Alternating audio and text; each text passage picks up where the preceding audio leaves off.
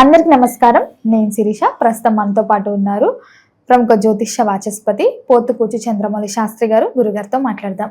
నమస్కారం గురుగారు. ఓం శ్రీమాత్రే నమః.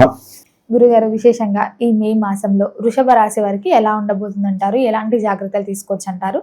ఆర్థిక పరంగా, ఆరోగ్యపరంగా గ్రహ గోచరం ఎలా ఉంటుందంటారు ఈ మాసంలో? మే మాసంలో ఈ గ్రహాల యొక్క గోచార స్థితిని చూస్తే వృషభ రాశి వారికి ముఖ్యంగా అందులో ఉన్నటువంటి కృత్తికా నక్షత్రము, రోహిణి, అట్లాగే మృగశిర ఈ నక్షత్ర జాతకులకి గ్రహాలు దాదాపుగా మనకి మాసగోచారంలో సూర్యుడు, కుజుడు, బుధుడు, శుక్రుడు ఈ 4 గ్రహాలు ఎక్కువగా యాక్టివేషన్ చేస్తూ ఉంటాయి. అంటే ఈ సూర్య భగవానుడు ఈ వృషభ రాశి వారికి 12వ స్థానంలో ఈ మే 14 వరకు ఉంటారు. అట్లాగే మే 15 నుంచి కూడా చివరి వరకు కూడా మే ఎండింగ్ వరకు 31 వరకు సొంత జన్మరాశిలో ఉంటారు. దీనివలన వీరికి ఆరోగ్యపరంగా కొంచెం స్ట్రగుల్ ఎక్కువయ్యే అవకాశం ఉంటుంది. అట్లాగే విద్యార్థులకైతే కనుక విద్య యందు కొంచెం ఆటంకాలు ఎదురవటం, తండ్రి గారి యొక్క ఆరోగ్యం పట్ల శ్రద్ధ వహించకపోవటం వలన అది కూడా ఆర్థికంగా నష్టపోయే సూచనలు కనిపిస్తున్నాయి ఈ నెల మొత్తంలో కూడా. అట్లాగే వాహనాల మీద ప్రయాణం చేసే అది విద్యార్థులు కావచ్చు, మామూలుగా ఎవరైనా ఉద్యోగస్తులు కావచ్చు, ఎవరైనా సరే వృషభ రాశి వారు కొంచెం జాగ్రత్త వహించండి మే 15 వరకు కూడా. వాహనం నడిపించేటప్పుడు ఎందుకంటే కొన్ని ప్రమాదాలు జరిగే అవకాశం ఉంటుందమ్మా దాంట్లో ఉన్న నక్షత్రానుసారం. మే 15 తర్వాత వీరికి కాస్త వారికి ఉన్నటువంటి పిత్రార్జితానికి సంబంధించిన ఆస్తులు ఏదైనా రావడానికి వీరు కొంచెం ప్రయత్నపూర్వకంగా కష్టపడటము, అవతల వ్యక్తులతో ఎవరితో అయినా మాట్లాడటము, అంటే వీరికి ఉన్నటువంటి ఆస్తులు కానీ గృహాలు కానీ వీటికి సంబంధితం ఏదైనా ఉంటే కనుక వాటి యందు అవతల వ్యక్తులతో మాట్లాడి దానికి సంబంధించినటువంటి క్యాష్ రిలేషన్స్ అనేవి కనిపిస్తున్నాయి మే 15 తర్వాత. గురుగారు, మరి పెట్టుబడులు పెట్టచ్చు అంటారా? కొత్త వ్యాపారాలు కూడా స్టార్ట్ చేద్దామన్న ఆలోచన ఉన్న వాళ్ళు చేయొచ్చు అంటారా ఈ మాసంలో?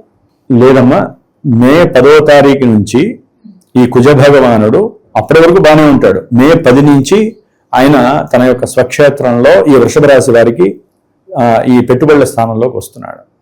అది అంత మంచిది కాదు.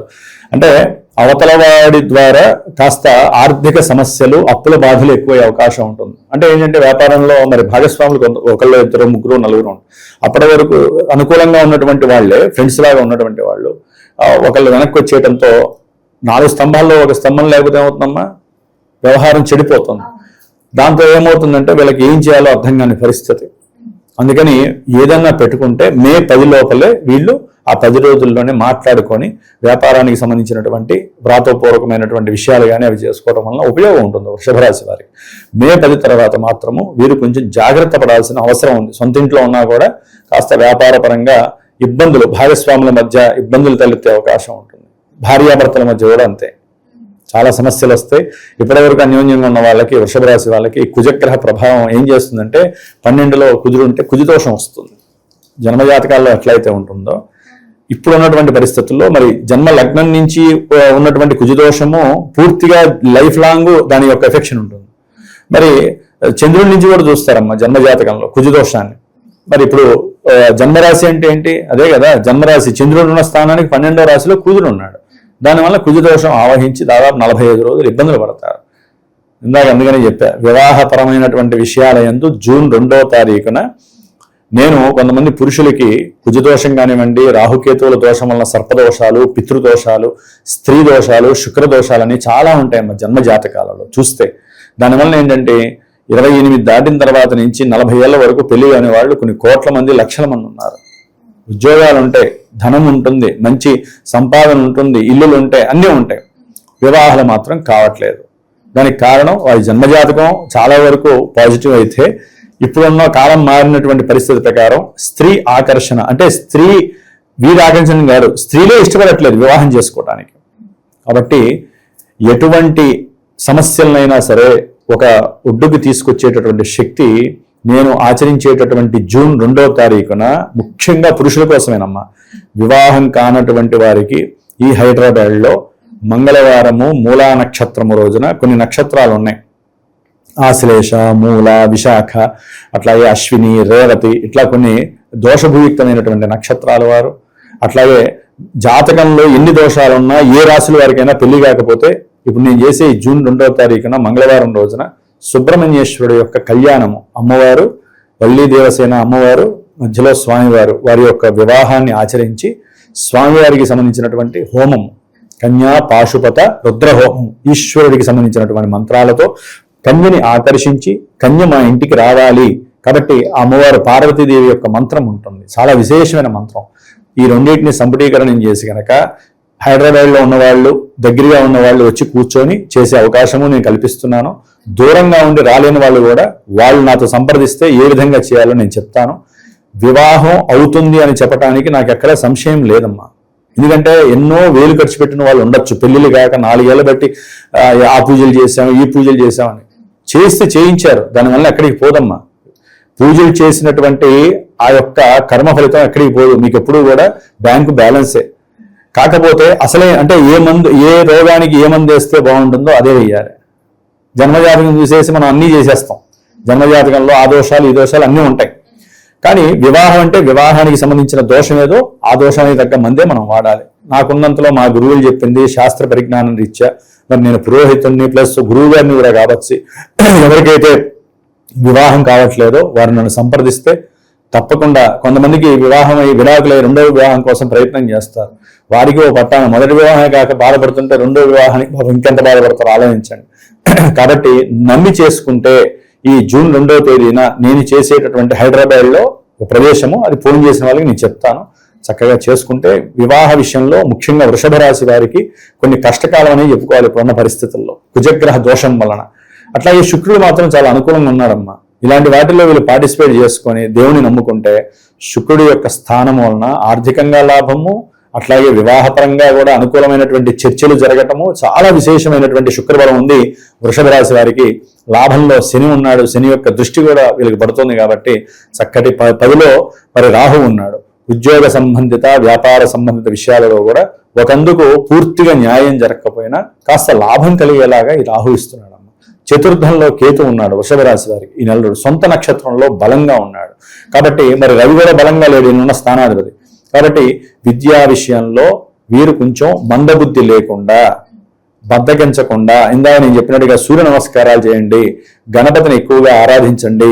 అవసరమైతే ఎగ్జామ్స్ రాసేవాళ్ళు, కొత్త చదువులకి ప్రయత్నం చేసేవాళ్ళు విద్యా గణపతి మూలమంత్ర జపం చేసి మేము అంటే మా పీఠంలో విద్యా గణపతి హోమాలు చేస్తూ ఉంటాం అమ్మా. కాబట్టి ఎవరైనా పర్సనల్గా వాళ్ళ జాతకం చూపిస్తే కూడా వాళ్ళకు కూడా చేసి పెడుతూ ఉంటాం. కాబట్టి మీరు మాత్రము గణపతిని ఆరాధన చేయండి. నిత్యము గణపతికి సంబంధించిన 16 నామాలు ఉంటాయి. ఆ నామాలతో గణపతికి అర్చన చేయండి గరికతో. విద్యలో ఆటంకాలు లేకుండా ఆయన మిమ్మల్ని కాపాడుతాడు. కాబట్టి సూర్య భగవానుడు కొంచెం ఆరోగ్యపరంగా నేత్రపరంగా కూడా సమస్యలు ఇవ్వడానికి అవకాశం ఉంది. ఎందుకంటే మే 15 వరకు కూడా శుక్రుడు జన్మరాశిలో ఉండడం ద్వారా ఆయన చక్కటి అనుబంధమైనటువంటి ఆరోగ్య విషయాల్లో కావచ్చు, అంటే ఒక గ్రహం ఒక రకమైనటువంటి పోర్ట్ఫోలియో కలిగి ఉంటుందమ్మా. ఇంకో గ్రహం ఎందుకంటే స్వక్షేత్రము వృషభ రాశిలో శుక్రుడు ఉన్నాడు అంటే మే 15 వరకు కూడా చాలా విశేషమైనటువంటి కార్యాచరణతో కూడినటువంటి వీరు పోటీ పడేటటువంటి కొంతమంది విద్యార్థుల పరీక్షల్లో అమితమైనటువంటి జ్ఞానశక్తిని ప్రదర్శించే అవకాశం ఉంటుంది. మరి సూర్యుడు బాలేదు కదండి, విద్యార్థులకి కష్టం అన్నారు కదా అంటే ఒకటే, మనకి ప్రతి రోగానికి మందు ఉంది, ప్రతి సమస్యకి ఒక పరిష్కారం ఉంటుంది. సూర్యుడు బాలేనప్పుడు ఏం చేయాలమ్మా? వీరి జాతకంలో సూర్యుడు బాల విద్యార్థులకు కానీ లేకపోతే రియల్ ఎస్టేట్ వ్యాపారస్తులకు కానివ్వండి, లేకపోతే ఈ భూ సంబంధిత గృహ సంబంధిత కట్టడాలు కట్టేటటువంటి వారికి కానివ్వండి, వాహన విక్రయదారులకు కానివ్వండి, వీళ్ళు ఏం చేయాలంటే సూర్యుడికి సంబంధించినటువంటి జపాన్ని ఆచరింపజేసుకొని సూర్య హోమం చేసుకోవడం చాలా విశేషం. ఈ నెల రోజుల్లో ఒక్కసారైనా చేసుకోవాలి.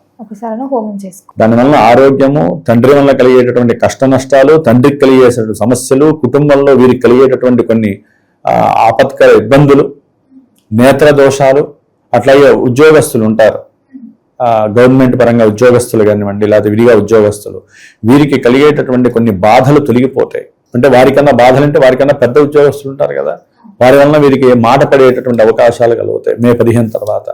అలాంటి వాటిని తట్టుకోవాలంటే సూర్యుడికి సంబంధించి శాంతి చేసుకోవాలి. లేదా వీరైనా సరే రోజు నిత్యము లేచి అన్నిటికీ కూడా సూర్యుడు అన్నిటికీ కారకుడేనమ్మా. విద్య, వివాహం, ఉద్యోగం, సంతానము, కళ్యాణం అన్నిటికీ ఆయనే కారకుడు. కాబట్టి సూర్య నమస్కారాలు రోజు 12 చేయాలి. ఆదిత్య హృదయం చదవాలి. అప్పుడు ఏంటి, సూర్యుడు ఆనందపడతాడు, సూర్యుడిచ్చే పాపపు రిజల్ట్స్ తగ్గుతాయి. ఆ విధంగా సూర్యుడు చేశారు. శుక్రుడు అయితే బ్రహ్మాండం. ఈ రాస్యాధిపతి ఎవరైనా శుక్రుడు. శుక్రుడు మే 15 వరకు తన యొక్క స్వక్షేత్రంలో ఉండి ఏదైతే వీరు తలుచుకుంటారో కార్యక్రమాల యందు, అది విద్య కావచ్చు, లేకపోతే ఏదైనా వాహనపరమైనటువంటి విక్రయాలు అమ్మి డబ్బు చేసుకుని మళ్ళీ కొత్తది కొనాలనుకుంటూ ఉంటారు. కొంతమంది ఇల్లులు అమ్మి మళ్ళీ కొత్తది కొనాలనుకుంటారు. ఇట్లా ఏదైనా సరే, అట్లాగే తల్లి గారి యొక్క ఆరోగ్యం గురించి చింతించేటటువంటి వారికి కూడా కాస్త ఉపశమనం కలుగుతుంది శుక్రుడు ఆ జన్మరాశిలో ఉండటం వలన. వాళ్ళు అనుకున్న కార్యాలయందు ముందుకు వెళ్ళే అవకాశం ఉంటుంది.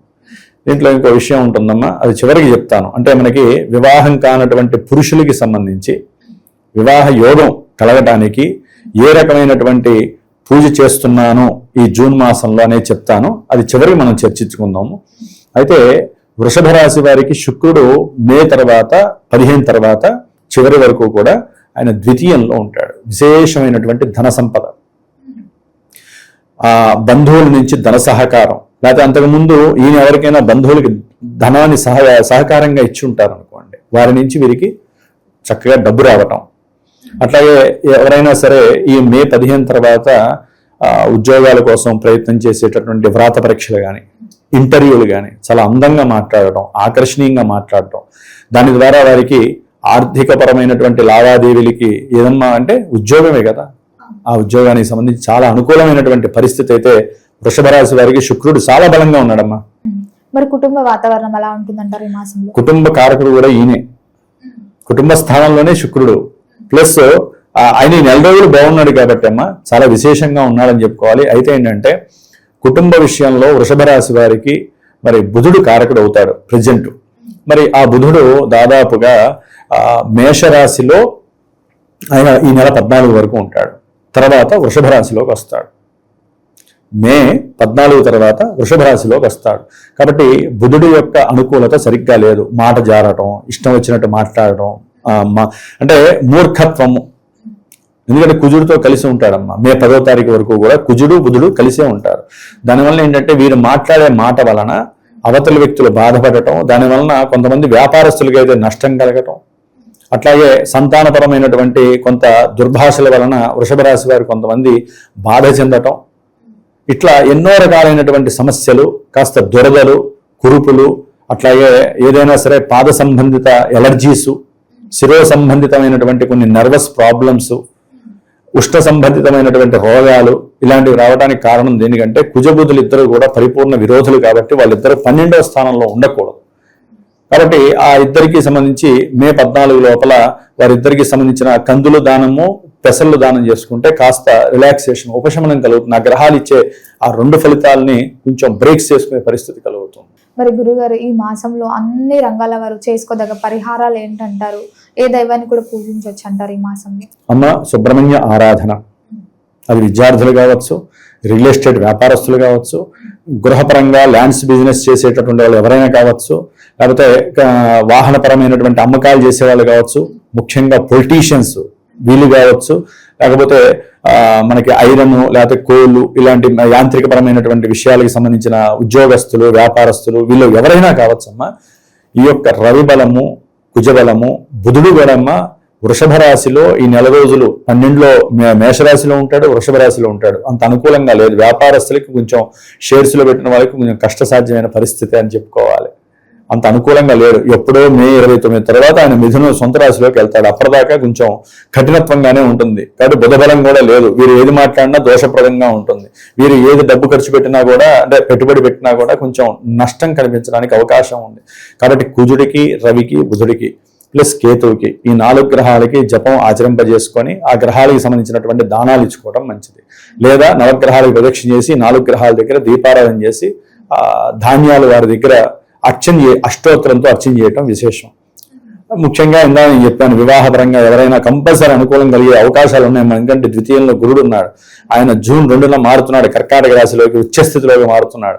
కాబట్టి జాతకంలో యోగా లేని వాళ్ళైనా సరే యోగం ఉండి దగ్గరికి వచ్చి వివాహాలు జరక్క క్యాన్సిల్ అయ్యే వాళ్ళు కానీ, అసలు వివాహాలకు ముందుకు రానటువంటి వాళ్ళని ఈ యొక్క యాగం ద్వారా వీరు 45 రోజులు ఈ హోమం చేసుకుని ఆ భస్మాన్ని ధరిస్తూ నేను ఒక రుద్రాక్షని ఇస్తానమ్మ స్వామివారి కళ్యాణం చేశాక, ఆ రుద్రాక్షని 7 రోజులు దానికి పూజ చేస్తాను నేను, ప్రత్యేకించి నేనే ఆ కన్యా పాశుపత మంత్రంతో. దాని గనక వాళ్ళు 48 రోజులు ఆ భస్మం పెట్టుకొని ఆ రుద్రాక్షని గనక నేను చెప్పిన మంత్రం స్పెషల్గా ఎవరికి వాళ్ళకి ఉంటుందమ్మా, ఆ మంత్రాన్ని చదువుకుంటే గనక వారికి తప్పకుండా వివాహ సిద్ధి కలుగుతుంది. ఎందుకంటే మనకి ఒక 15 రోజులు, జూన్ 15 వరకే మనకి అధిక జ్యేష్ఠ మాసం, తర్వాత మళ్ళీ ముహూర్తాలు ఉన్నాయి. కాబట్టి ఈ చిన్న ప్రయత్నము వారి జీవితంలో మంచి వివాహ సోపానం మెట్టులాగా ఉపయోగపడుతుంది. కాబట్టి స్వామివారిని, సుబ్రహ్మణ్యేశ్వర స్వామిని నమ్ముకోండి. శివపార్వతులకు సంబంధించినటువంటి కన్యా పాశుపత రుద్రహోమం దివ్యాస్త్రము, దీన్ని మించిన అస్త్రాలు 257 మంత్రాలు, 257 పాశుపత అస్త్రాలు ఉన్నాయి మనకి. వాటిల్లో వివాహానికి సంబంధించిన చాలా మంచి అస్త్రం. కాబట్టి వృషభ రాశి వాళ్ళు ధైర్యం చేయగలిగి, మనసులో నమ్మకంగా ఉన్నవాళ్ళు ఈ హోమం చేయటం ద్వారా, ఈ కళ్యాణం చేయటం ద్వారా, చూడటం ద్వారానైనా సరే మంచి జరుగుతుంది అనుకుంటే పీఠానికి ఫోన్ చేయండి. చక్కగా మీరు కూడా పార్టిసిపేట్ చేయండి. వివాహం యోగం అనేటటువంటిది మీకు సులభంగా లభిస్తుందని మాత్రం నేను చెప్పచ్చు. గురుగారు, మొత్తం మీద ఈ మే మాసంలో వృషభ రాశి వారికి ఎలా ఉండబోతుంది, ఎలాంటి జాగ్రత్తలు తీసుకోవాలో తెలియజేసినందుకు ధన్యవాదాలండి. శ్రీరస్తు, శుభమస్తు.